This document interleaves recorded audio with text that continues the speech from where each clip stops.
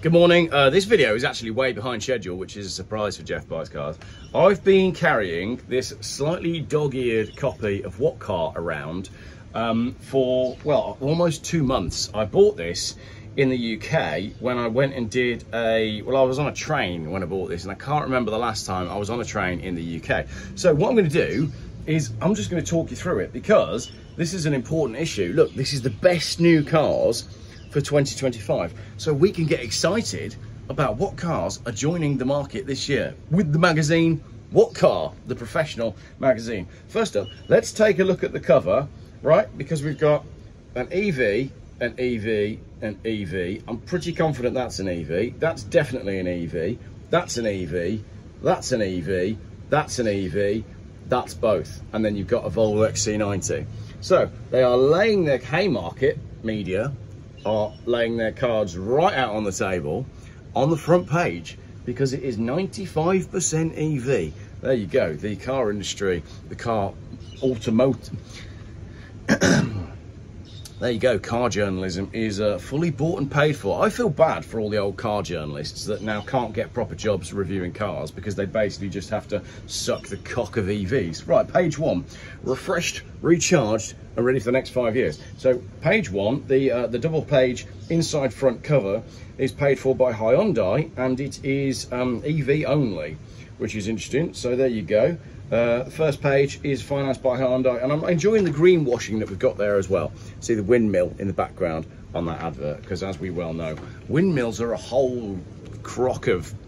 You can't recycle the blades. You need tons and tons and tons of concrete to put them in the ground. They don't work when it's not windy. They don't work when it's too windy, and they use horrendous amounts of oil to get the thing to turn because it needs to be lubricated. But no, people will go, oh good, look, I'm going to buy my EV car, I'm going to run it off my windmill, and I'll be saving the planet, notwithstanding the fact that, like I said, the blades are made in China and can't be recycled. This is all made of metal. There's a lot of concrete underneath these trees. In fact, these trees don't exist.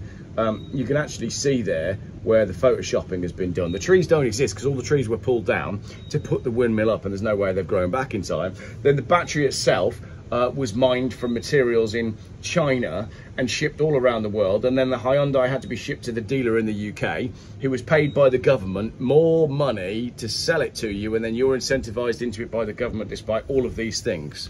Okay, doing well here, aren't we? We're on the front page. Right, let's get into the actual article, shall we?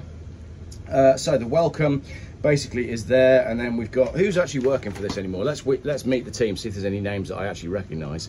I don't think there are, to be totally honest. No, there isn't really anyone on the staff the names that I remember, so I don't know where all the good car journalists have gone. Right, what we got, so that's the contents page. Let's whip through that. You can see there's loads of EV stuff there. Page 76 is the Mazda RX-30. Oh, they're just all EVs. Everything is about EVs. It's insane. Okay, so we've got the best new cars in 2025, right? That's right at the front. So let's get straight into that and see how many EVs they recommend. Right, family cars and luxury SUVs in late 2025 arriving with us is the BMW iX3. Now, unfortunately, it doesn't look any better than the original BMW iX, which is one of the ugliest cars I've ever seen. I don't know what's going on with BMW styling. But if you remove that BMW badge from there, and I told you that was a Kia or a Hyundai, or even next year's Proton, you'd believe me. So BMW have completely lost their way on what they're doing in terms of their styling. So that's that. Then you've got the Hyundai Ioniq 9. And again, that pretty much could just be anything, couldn't it? There's no telling what that car is. Not a clue. Could be anything. That's the way everything seems to be going. All the car manufacturers are just merging into like one look. It's all going to be the same thing. Then you've got the Smart number 5 down there, and that's in the corner. And again, that could be a Jeep, it could be a Mini, it could be anything. And then the Cayenne EV. So far, right, out of What Car's collection of family and SUVs that are coming, every single one has been, sorry, family and luxury SUVs, every single one has been an EV. Every single one. This boat, by the way, picks you up down here and takes you over there or over there so that you can get to the beach. And it's free, which is pretty cool. This is an Airbnb that we're in, I think. Mrs. Jeff found it, and hanging out here for, I think, 3 nights, something like that.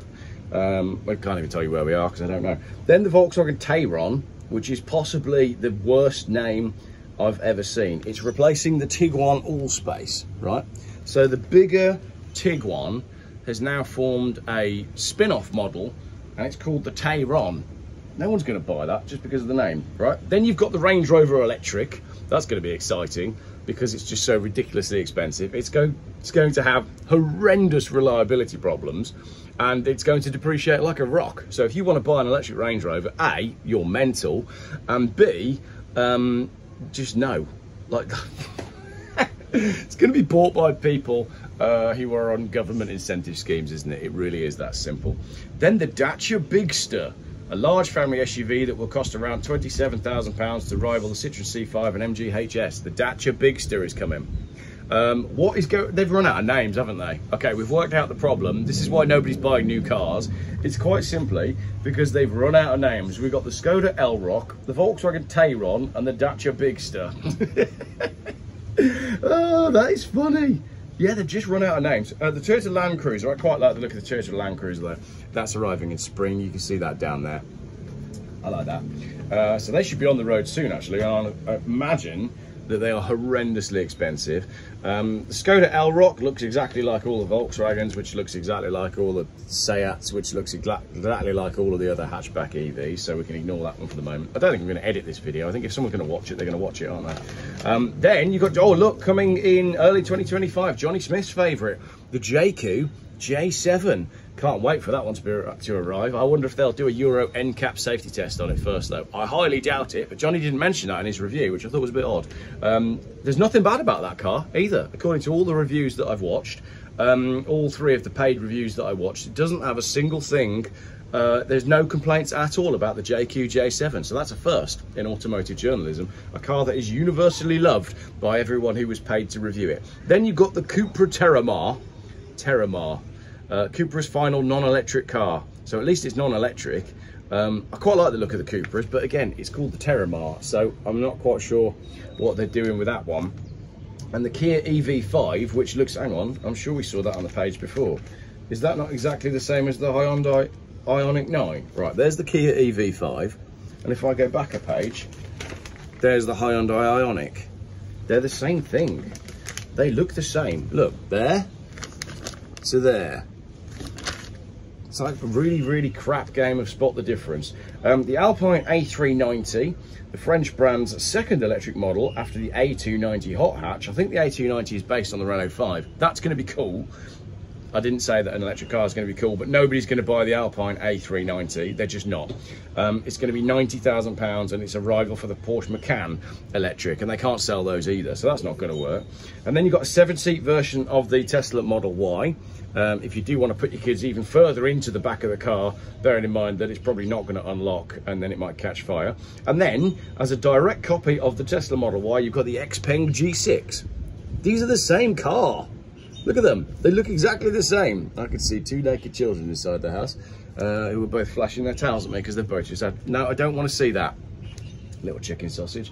Right, then the Audi Q5, the upmarket family SUV, gets more advanced mild hybrid engines and some trick technology from the electric Q6. Yeah, all of that's definitely going to make it sell better, isn't it?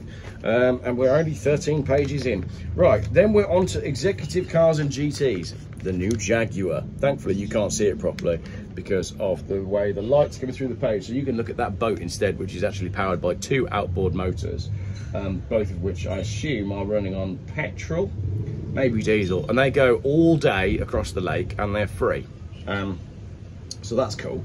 Anyway, the new Jaguar GT EV, there's not much to be said about the Jaguar GT EV because a Russian magazine the other day leaked some photos. They saw it testing, and then they leaked some sort of design style, and it looked good for a concept car from 3 years ago. But by the time it's actually out on the road, everybody's going to have forgotten about it, and Jaguar will have destroyed their brand and no one will buy it.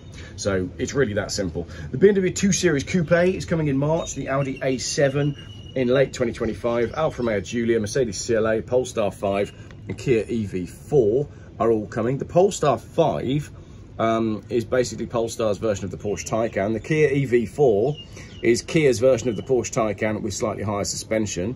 The Mercedes-Benz CLA I actually like, but now you might as well buy an MG because they've ruined the styling of it. The Alfa Romeo... I'm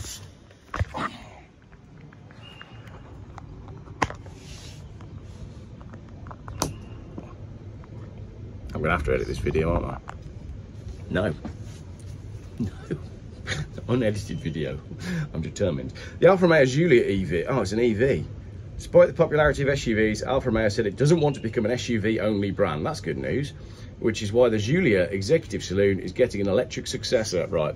Alfa Romeos are not known for their reliability. EVs are not known for their reliability. Who on earth is buying an Alfa Romeo EV? Someone with a death wish. The BMW 2 Series Coupe, I used to like the old BMW 2 Series Coupes, but now it might as well be a Hyundai.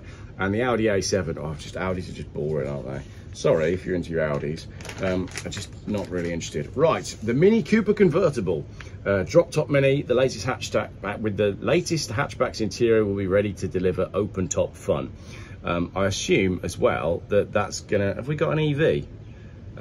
But that's actually a sensible car, 228 horsepower, John Cooper Works model, should do 60 in less than 6 seconds. So there you go, a convertible Mini. That's one car to look forward to. Took us to page 16.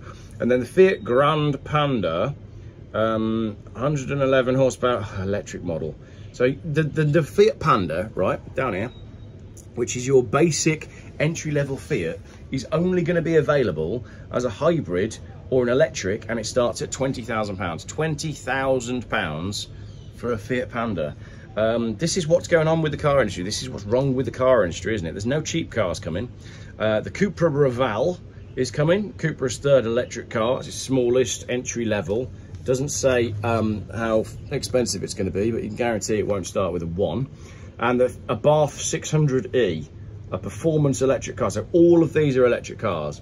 So pretty much, apart from the Mini, almost every car that what car I've highlighted is electric, almost every single one. And then we've got the Volkswagen ID2, smallest model yet in Volkswagen's electric car lineup. I want to see the readership figures for what car. I bet I was the only person that bought this magazine, and I've been carrying it around for 2 months. This magazine's been to 4 different countries with me. Yeah, so that's all electric. Then you go over the page and we've got the Renault 4, that's electric, as we know. Quite a cool looking thing, funky, a bit like the Renault 5. And then you've got the Toyota BZ2X, Toyota's electric SUV, the Vauxhall Frontera, which is going to be, hang on a minute, no, we might be all right here. This new model should be more biased towards life on the tarmac, closely related to the Alfa Romeo Junior and Jeep Avenger, pure electric form, or a 1.2 litre. Then you've got a Ford Puma Gen E, another Ford Puma, 134 horsepower motor from the Ford Courier electric van, which hasn't sold.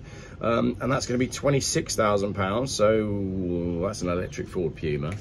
Ford Puma is the only car that Ford can sell at the minute, so why are they making an electric one? Then you've got the Jeep Recon. Why do they call it a Recon? I don't think they are all reconditioned.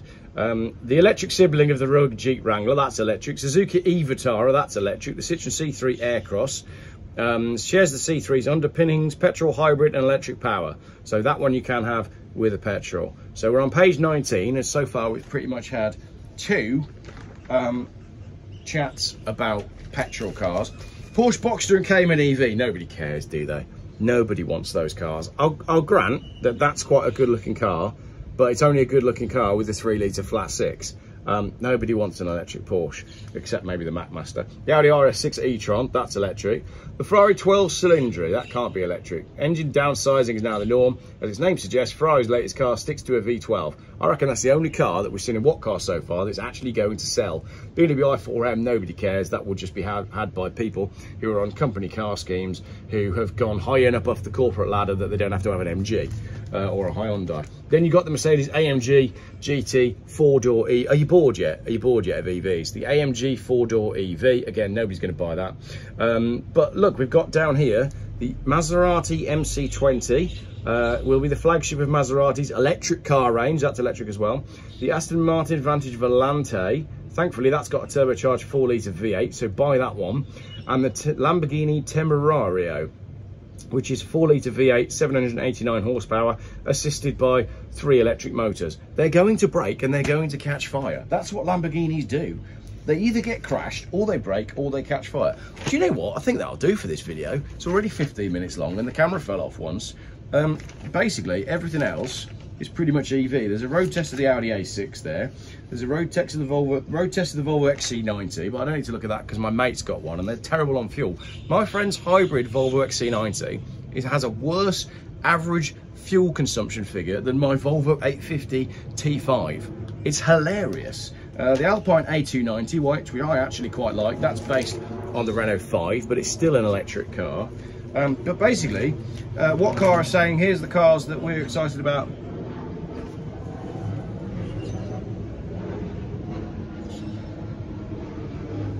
I'm still not editing the video. Here's the cars we're excited. Oh look, the BYD Sea Lion 7.